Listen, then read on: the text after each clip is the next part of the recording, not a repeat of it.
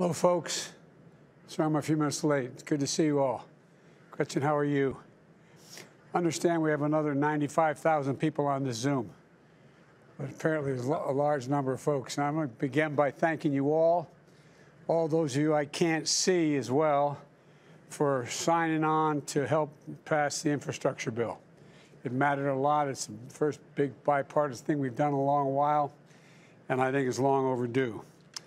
And it is great to see you all. Yesterday, the Senate passed the bipartisan infrastructure bill in no small part because of all of you, and a significant milestone in the road toward making what we all know are long overdue and much needed investments.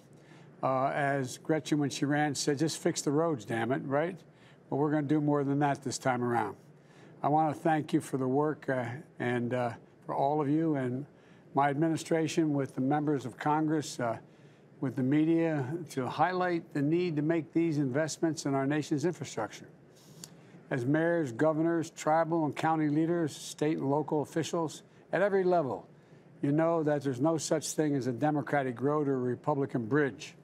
But you do know what's not working, and you know what it means to be accountable to the people you serve and to focus on solving real problems people are facing in your communities. But you also know that that often states and cities and counties can't do it alone. They need the federal government to be a partner. Solving problems and being a partner is what we're supposed to be doing.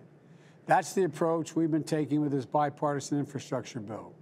It's going to create literally millions of jobs, good-paying jobs, putting America on a path to win the 21st century global economy. And we're in competition with many other nations. It makes key investments to put people to work in cities, small towns, and rural communities. I believe it's a historic investment in roads and rail and transit and bridges, clean energy and clean water. And it's going to enable us not only to build back, but to build back better than ever before. Across America, more than 45,000 bridges are structurally deficient. You say it again, 45,000 bridges in America are structurally deficient. 1 out of every 5 miles of highway is in disrepair. And this bill makes the largest investment in bridges since the creation of the interstate highway system. You know, 10 million households and 400,000 schools, daycare centers, they lack safe drinking water. This bill is going to allow us to replace 100% of the nation's lead pipes and service lines so every child in America can turn on a faucet in their school or at home and drink clean water. That's what this infrastructure is all about today. We're going to need to build the infrastructure for tomorrow, not just today. We've got to build back, not just, well, I know you're tired of hearing me saying, but build back better than it was before we hit this god-awful circumstance we found ourselves in. This bill is going to deliver high-speed internet to every American. It will build a national network of 500,000 electric vehicle charging stations. And here's another important part of the bill. Nearly 90% of the jobs created by this bill don't require a college degree. This is the ultimate blue-collar blueprint to rebuild America. And we're going to do it without raising taxes by 1 cent on anyone making less than $400,000 a year. That's why I wouldn't even support a increased gas tax.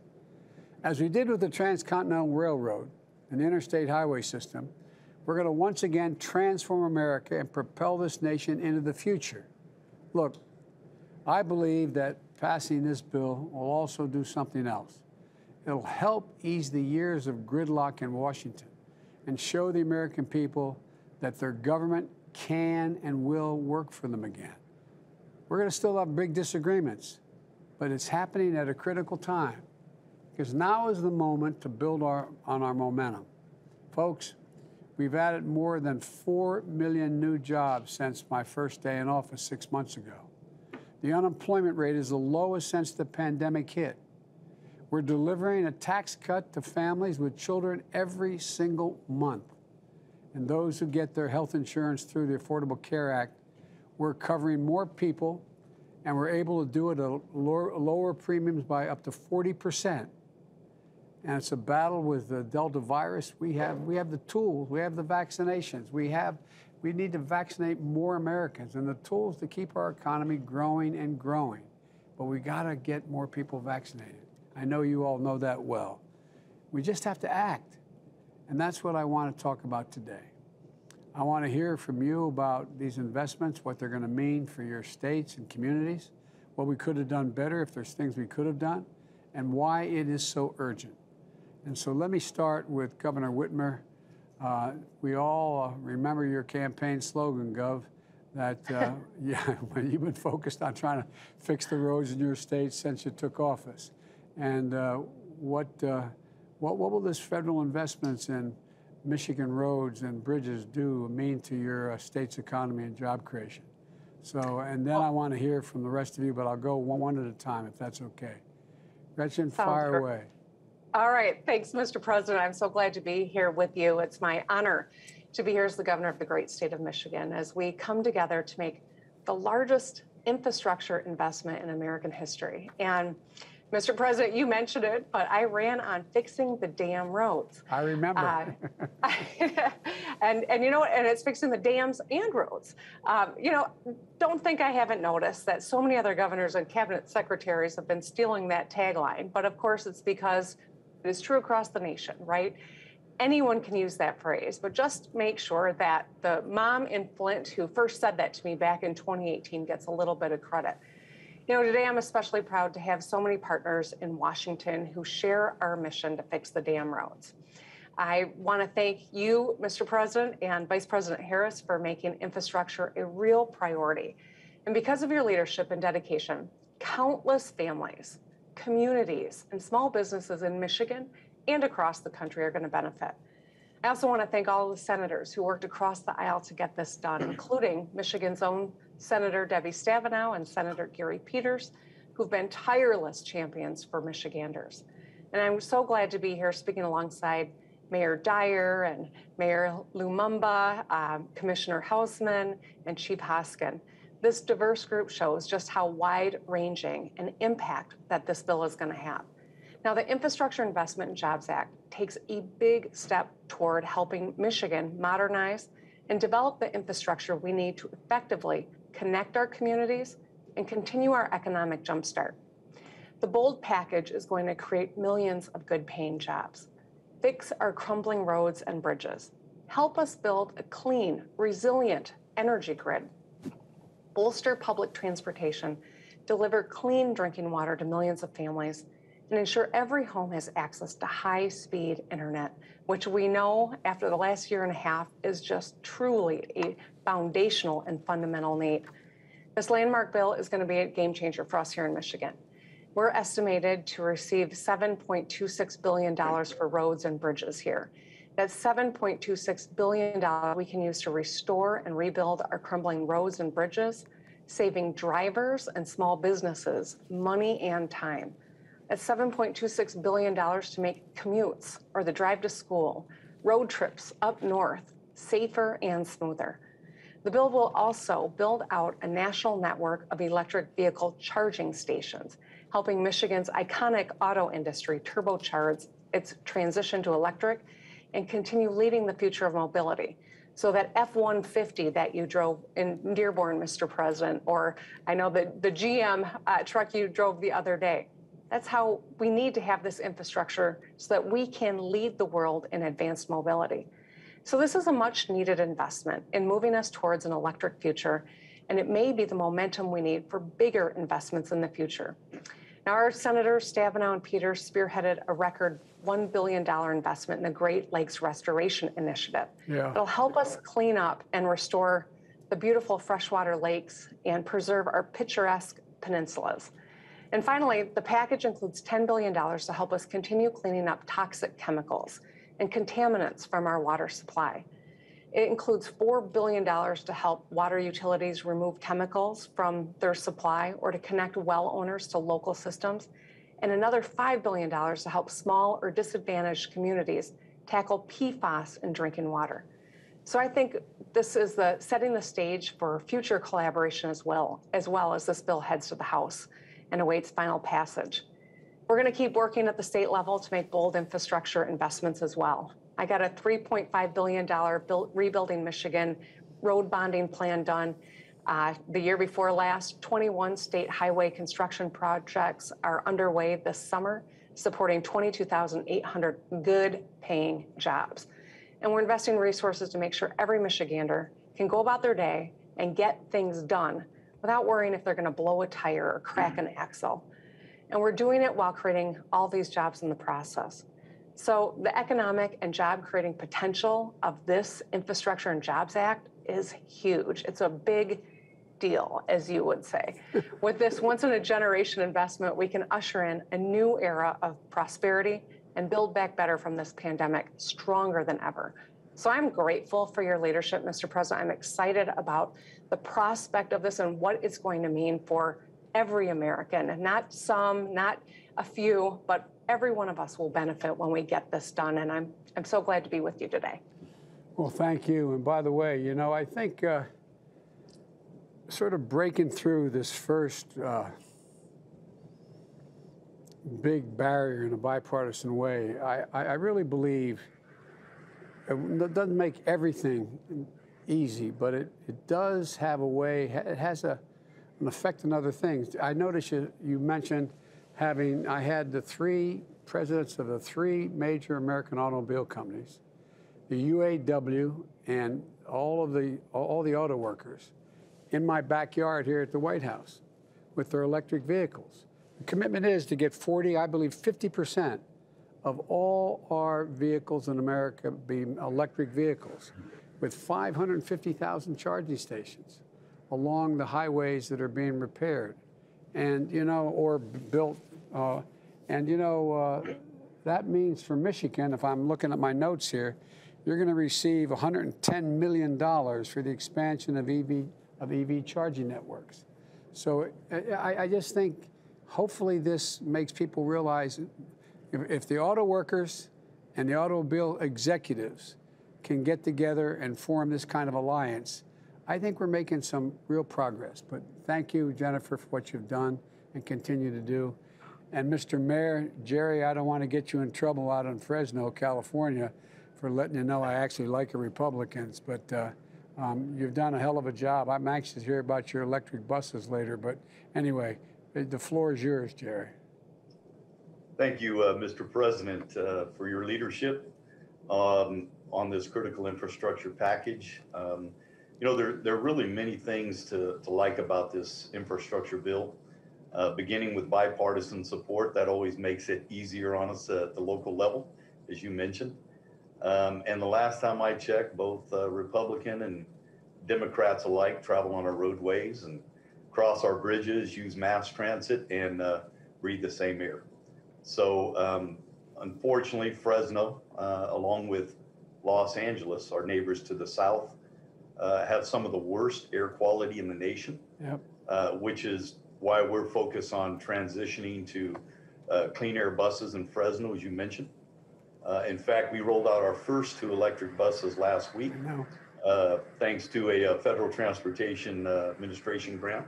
Thank you, Mr. President, to your administration. And this bill, I believe, will accelerate those efforts here in Fresno.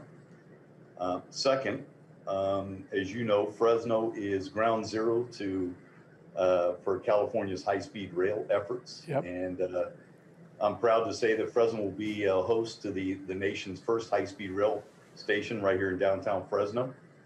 And so federal assistance is vital in order to complete this project. And I'm hopeful that this infrastructure bill will provide that financial support to us here in Fresno. And Fresno, like many cities, is in the midst of airport expansion with the addition of a new terminal at our Fresno Yosemite International Airport this coming year. And certainly this bill has the potential to expedite our airport expansion as well. And with the changing climate and drought conditions in California, we are facing on a weekly basis life-threatening wildfires that not only put our power grid in danger locally, but our firefighters as well. And this bill will strengthen our power grid by investing in it, which is vital in our region. And it's very important that we do so in order to avoid some of the rolling blackouts that we experience here in Fresno as a matter of routine. And lastly, unfortunately, and I'm not proud of this, but Fresno is number 2 in poverty in the state of California. We have a very poor valley, very poor region. Most of our jobs historically have been agricultural centric, although that is changing.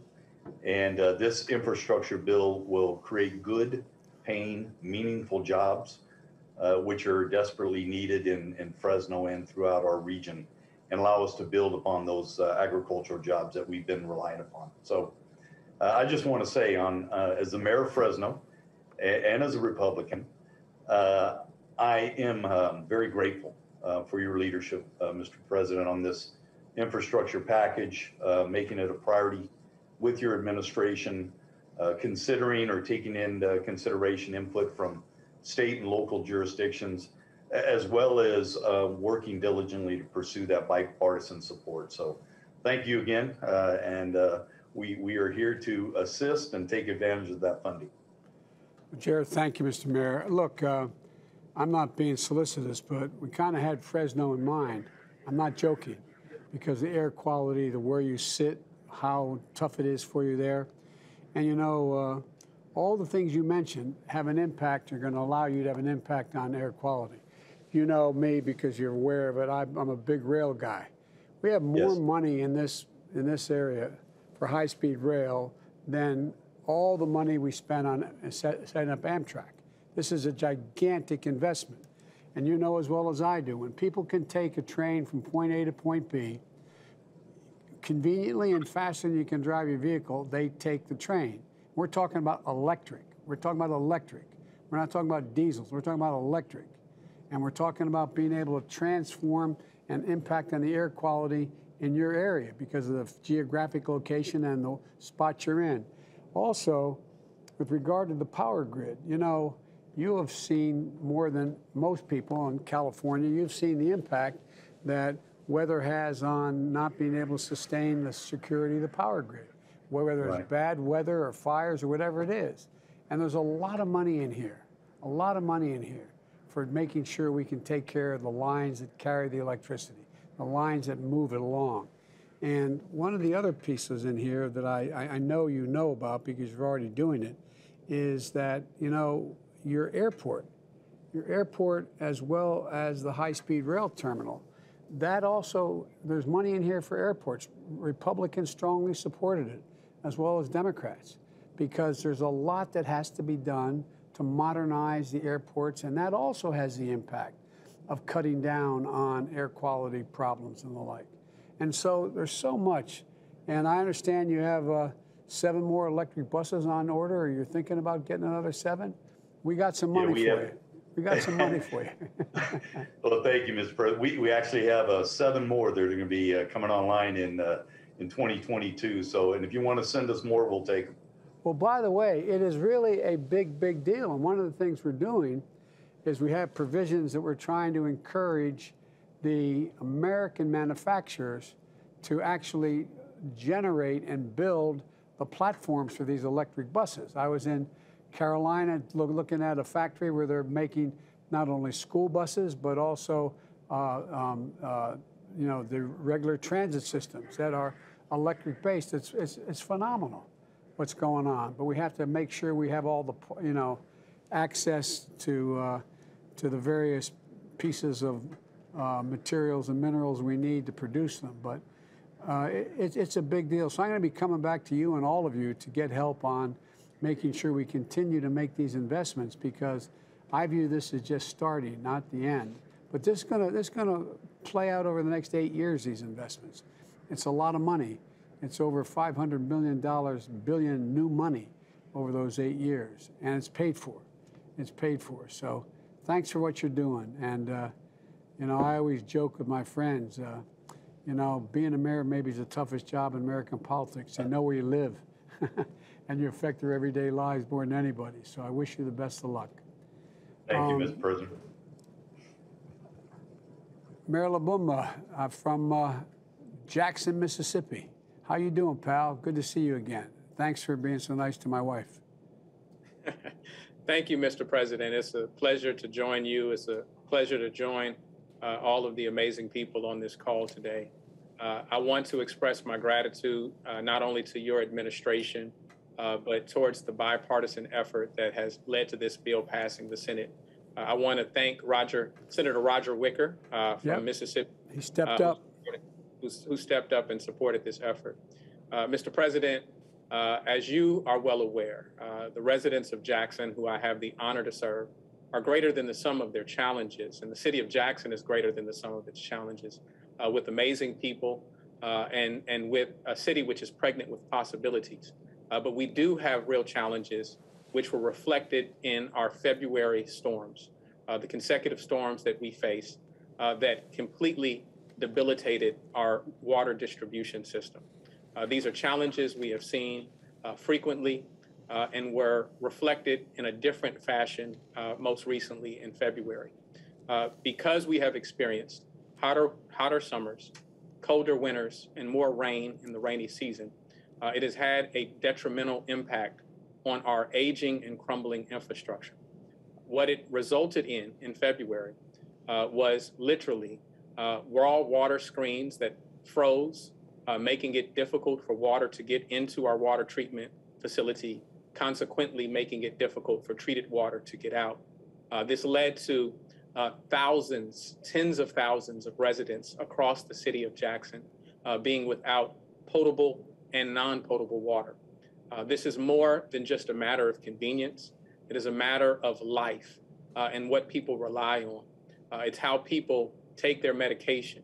It's how people in the midst of a pandemic take care of their sanitary needs. And so this has been an extreme challenge, and I can't express enough my gratitude for your efforts and the bipartisan effort to see to this bill passing the Senate, and we look forward to its passage through the House. I believe that one of our principal functions as leaders who are responsible for the needs of our residents is understanding that budgets are moral documents which should reflect the values we have as a nation. We need our budgets and we need our economy to more than just reflect our aspirations of GDP and stock market metrics. They must meet sustainable development goals. And we must create a dignity economy, an economy which reflects the inherent dignity of every person. To be able to provide safe drinking water, a sustainable infrastructure, a resilient infrastructure, and might I add, an equitable infrastructure has to be a part of our plan to build back better. And so I want to once again express my gratitude for your hard work, your focus on this issue. When I met you during your campaign in Atlanta, Georgia, you stated that this would be a focus of yours, and I'm thankful for you holding true to that promise. Well, Mr. Mayor, thank you. You know, I think it's important that the other 1,600 or 1,700 people around this call understand what you and others have gone through. You found yourself in a position in terms of water where it's estimated by our team that over the next 20 years, Mississippi drinking water infrastructure is going to require $4.8 billion in additional funding.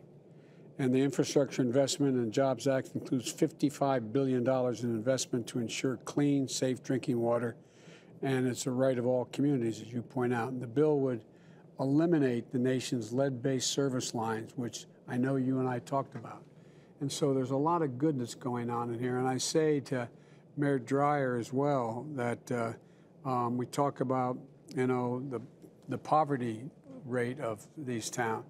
You know, we're going to be able to have all of you have full-blown internet that's affordable and available in rural and cities across the way.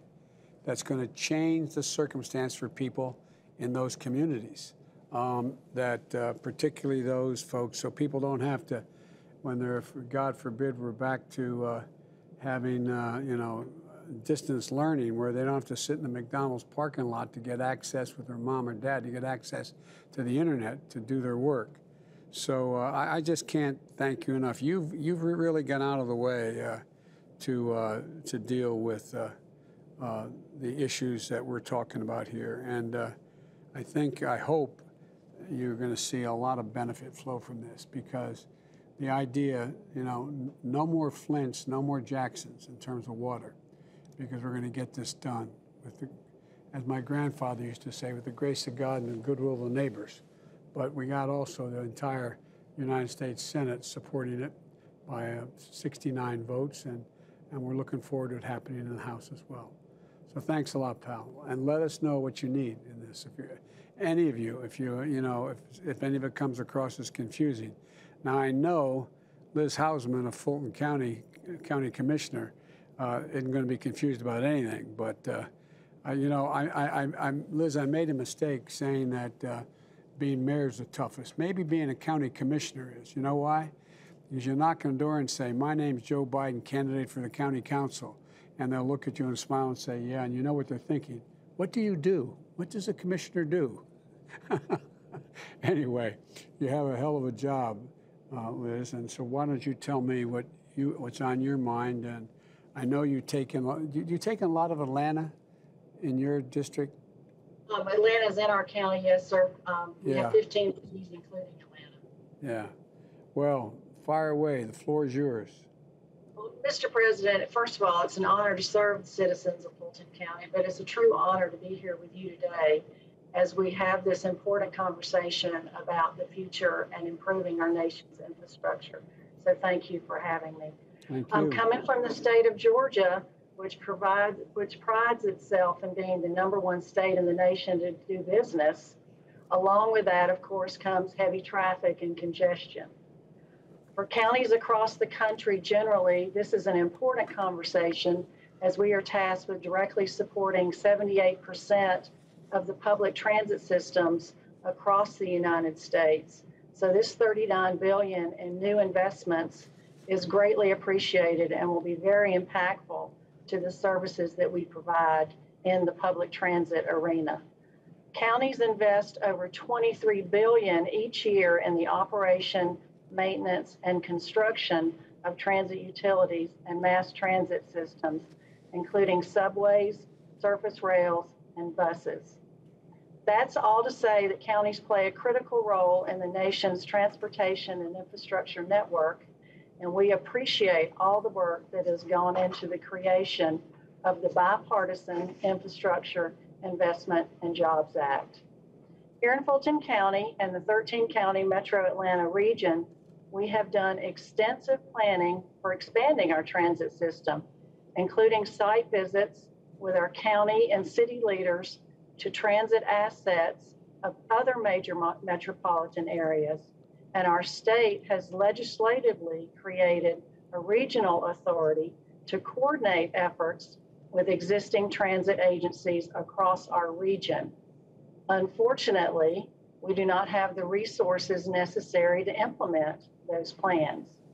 So we're especially pleased to see the increase in the Small Starts program project eligibility from $300 to $400 million, along with the increase of $50 million in the federal match. For Fulton County and Metro Atlanta, this means that many of our transit expansion projects will now be eligible to receive this expanded federal funding. The bottom line is that this bipartisan infrastructure package provides mobility options for our community, and the transit provisions provide connectivity, jobs, and sustainability for the growth that we know is coming. In Metro Atlanta alone, we expect to grow by 2 million people in the next 20 years. So we've long suffered with local governments being required to fund what really is a regional problem. Yeah. The reality is each county is limited to funding projects within our county borders, and our authority may stop at the county border, but our transportation needs do not. Absolutely. So we can't do it without the support and partnership of our state and federal government, and this bipartisan infrastructure package will help us do just that. So thank you very much. Well, thank you. Look, what usually isn't, I know all of you understand this, and the other over 1,000 people on this call understand local officials is that when you talk about the commute times and public transportation, you know, in Georgia, public transportation spends an extra, those on public transportation spend an extra 74.1% of their time commuting, and non-white households are 3.9 times more likely to commute on public transportation. 7% of the trains and other transit vehicles in the state are past their useful life. And based on the formula funding alone, Georgia would expect to get $1.4 billion over the next 5 years, a significant portion of which would be in your county, under the Infrastructure Investment and Jobs Act to improve public transportation across the state. When you spend that much time commuting, all of you know this, it costs taxpayers, it costs those commuters a lot of money. For example, the average Georgia driver on average spends $375 a year in costs due to driving on roads that need to be repaired. You have a circumstance in your state where 374 bridges and over 260 miles of highway are in poor condition. So it all comes down to being able to move and move without creating additional pollution and generating the ability to move safely and do it in a way that will significantly increase business opportunities and the like. So having been a county official myself, I know that it's hard to convince people that because you overlap cities and towns and the like, that you know, it all affects you. You don't have it all. So thank you for your support, and I think it's going to be very helpful, I hope. Thank you. I'm glad to hear you've got Georgia on your mind, Mr. President. Well, I do for more than one reason. Look, and I finally want to turn to Principal Chief Chuck Hoskins, Cherokee Nation in Oklahoma. Principal Chief Hoskins, your administration has invested millions of dollars to bring high-speed internet to Cherokee Nation, especially rural Cherokee communities. How will the additional tribal broadband resources support your tribal citizens, or whatever else you want to talk about? But it seems to me that ought to be that should be of significant help to you, I hope. It is. Thank you, Mr. President. It's a great honor to be with you and with all the leaders on this panel. This bill is important for the country, but I want you to know that the bill is important to me because you didn't forget Indian country. This bill overall has more than $11 billion in investment in Indian country. That is historic, potentially transformational investment for tribes across this country. That's very important. Indian nations. Indian nations across this country working as sovereigns to sovereigns with the United States. For us, broadband is a high priority. You know, no Cherokee kid ought to be going to school without access to high-speed internet. No elder ought to lack access to the kind of telemedicine that we're making available to our people because they live in an area without connectivity. The entrepreneurs that we know are out there in some of our little communities and our bigger communities, they shouldn't miss opportunities to develop because they live in an area where they can't connect with the rest of the world. Cherokee families ought to be able to connect just like anyone else. And connectivity and broadband is important for the country. In Indian country, the problem is particularly difficult, and the rural parts of Indian country in particular. So we're dealing with that at Cherokee Nation. We've already, as you indicated, have invested heavily into that cause for the reasons that I mentioned. But there's another reason, which is that if a lot of these small communities in these rural areas wither on the vine because they don't have broadband and a chance to succeed in the new economy, that means Cherokee lifeways and culture and our language withers on the vine, and we can't let that happen. So this is an important moment for the Cherokee Nation. During COVID, what we found is what we already were concerned about, which is that when you have a lack of high-speed internet and you have the worst public health crisis in living memory, and students are having to change the way they learn, and elders are having to be more isolated, the families are having to socially distance from their fellow Cherokees, we know that it's more important than ever to stay connected. And what we found, we used a Department of Interior grant, and we found that 35 of our communities lacked connectivity, but we went right to work to stand up hotspots in those communities. We issued 11,000 hotspots to students and other Cherokees who needed them just to get us through. That was important. It was a significant investment, but it really is a drop in the bucket, Mr. President, of what we need as we went out and visited with these families.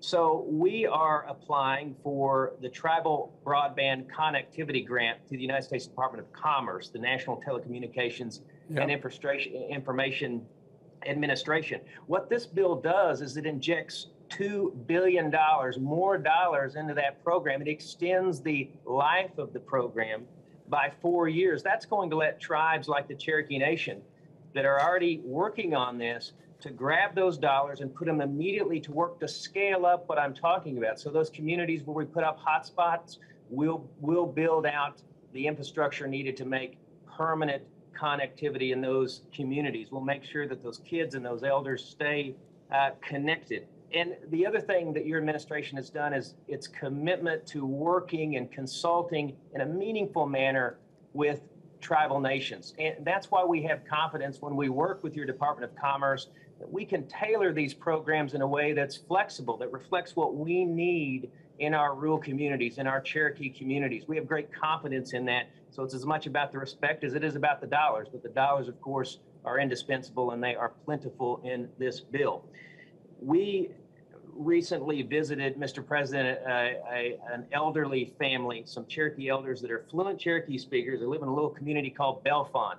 They had told us that they actually didn't go to their telemedicine appointments during COVID when we had to keep our health facilities limited in terms of access because they didn't have connectivity. And we didn't know it. So we partnered with Starlink, and we have high-speed internet to their home. And so our Deputy Chief, Brian Warner, and I got on a virtual conference with them. They said they'd only seen something like that on TV. They never thought they would do it. It's opening up an entire world to them. And what it told me, Mr. President, and what I think it tells a lot of tribal leaders is that we have a chance to get a foothold in the economy for our people. But this is very important. Those are fluent Cherokee speakers. If we don't succeed right now in connecting elders to kids, connecting schools, connecting healthcare, we will lose something that's irreplaceable. It's more irreplaceable than the economic development that we know this bill will generate. It's more important than anything, and that is Cherokee language and culture. When we look back, Mr. President, generations from now and know that we saved it, know that Cherokee language is thriving and that our economy is doing good and that our reservation is a place where there's prosperity, we're going to look back at this moment and we're going to see that we had this opportunity to make transformational change. We couldn't have done it without our federal partners. We're certainly proud of our leadership.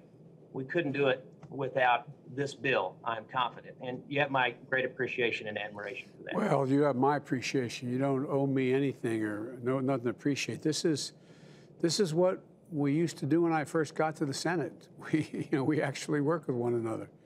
And look, one of the things that affects tribal lands in my experience, not just Cherokee, but across the board, is that are significantly at risk for the effects of climate change. And infrastructure investments that we're talking about here is going to invest in everything from forest management to helping communities build resilience to wildfires and floods and everything from elevating buildings to roads to bridges, because we have to build back to where we know the minimum requirements are now, and we got to do it better. You can't build back to what it used to be. You used to be able to build back a road to what it was before it got flooded out. You can't do that anymore because the climate has changed so significantly already, and so you have to elevate. You have to move. You see what's happening on, at least in the East Coast, from Florida up to where I live, in Delaware and beyond, along the coast. You see the effects of the rising seas and buildings literally sinking or tilting and losing their ability to stand. I mean, it's a big deal, the things that are changing. And I think it's particularly, important in tribal lands, elevating buildings, roads, bridges, winterizing the power grid and the like. And so there's a lot to do that benefits everybody. One of the points I want to make, and I'll get off my soapbox here, but, my observation of my years in public life have been that when ordinary folks do well, everybody does well. Everybody does well. The wealthy do very well. The upper middle class do very well. The middle class, I mean it sincerely. When it works from the middle out and the bottom up, everybody does well. And there's all kinds of studies from the great universities in your states demonstrating that that is the case. And so this is what this is about. And I think we have a real chance to deliver everything from clean drinking water to access to internets to roads that are not congested to dealing with the... I was up in, I think it was Wisconsin, and I was talking to a group of folks in a factory, and then I spoke afterwards, and they showed me around, and there were about a couple hundred people. And in front of me in this factory floor were the elected officials, the governor and other folks, and to my right were all the folks, both the hourly workers and the management. And I talked about this having safety provisions in it. And they all looked at me like, what the hell does that mean? And I said, I bet every one of you can name for me the intersections in your town and your city where the highest accident rate is, where the most pedestrians are hit, where bicyclists get killed, where there's accidents. And unison, not a joke. If there were 120 people there, 100 of them started shaking their heads. Yeah, we know. This does a lot of practical things. A lot of practical things to change the environment that people live in. So, and there's a lot more to do, I know, and we still have to get it through the House and get things moving, but I want to thank you all for your time, your insight, and your continued leadership. And I want to thank you for, we're closer than we've ever been in a long time to making a once-in-a-generation investment. You know, this total investment in roads and highways is bigger than we did in Eisenhower's, interstate highway system. You know, this is the only analogies out there, and the vote to get it are similar. Are, we started off with, the Erie Canal. We started off with moving people west. We started off the Intercontinental Railroad in the late 1800s. All kidding aside, we linked the coast. Then we came along and we had all the way up to Eisenhower's interstate highway system, was literally changed the way Americans live, changed the way we live and the way we've developed. And now we're investing as much money or more money to do those kinds of things that can make us better connected and also give us more breathing room and clean the air a little bit. So I want to thank you all, because almost all of you, I think all of you, signed on to the bipartisan effort of mayors and as well as other state and county officials to support this. And I promise you, we're going to stay on top of making sure, as long as I'm here, that it gets out swiftly, and it gets out economically, and it gets out in a way that builds this country.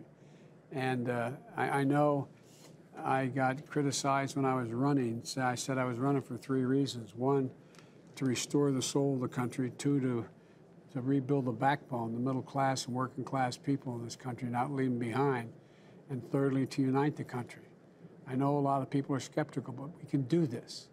We can do this. We're going to disagree in philosophy on some of the things, but we can do this. I'm convinced we can.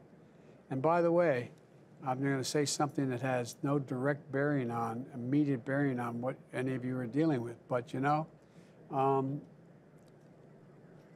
when I was over in the NATO conference, or I was over the G7 with the largest industrial nations in the world, when I had a summit with Putin, and I'm about to go do the same thing in terms of the G20. You know what affects the attitude of the rest of the world about the United States? Can we still get things done? Not a joke. Not a joke. That's right. When I went over, I said, with those 7 leaders, I said, we're back. And the response was, for how long? For how long? You guys can't get anything done. I'll conclude by saying that, when I won, just because of my Irish background, heritage, they were ringing bells in Ireland and painting my picture on the side of buildings and the like. But the Taoiseach of Ireland, the Prime Minister of Ireland, said something just before I got sworn in that made a lot of sense. He said, I'm not sure what America can do anymore. They can't even deal with COVID. They can't lead anymore. That's what the world's looking at us. They're wondering. And you got guys like Xi Jinping and Putin who think the answer is autocracy because democracies can't get together. The world is changing so rapidly, so rapidly. We can't get together and answer the big, tough questions. I really mean it. I'm not joking. I promise you this is what your children and grandchildren are going to be writing about in their senior thesis in graduate school. And we got to make sure we can demonstrate we can get things done. And it can't be done by one party. So thank you all so very, very, very much. And as I said, as my grandpa would say, with the grace of God, the goodwill of the neighbors, and the creek not rise, and we're going to get all this done. And I hope you all take a look at my Build Back Better plan that has to do with a lot of other pieces that the Senate just agreed to move forward on. You may not agree, but take a look at it and see if any of it has a value to your communities, okay? Thanks, everybody. I really do appreciate it. Thank you, thank you, thank you. Thank you, Mr. President. Thank you.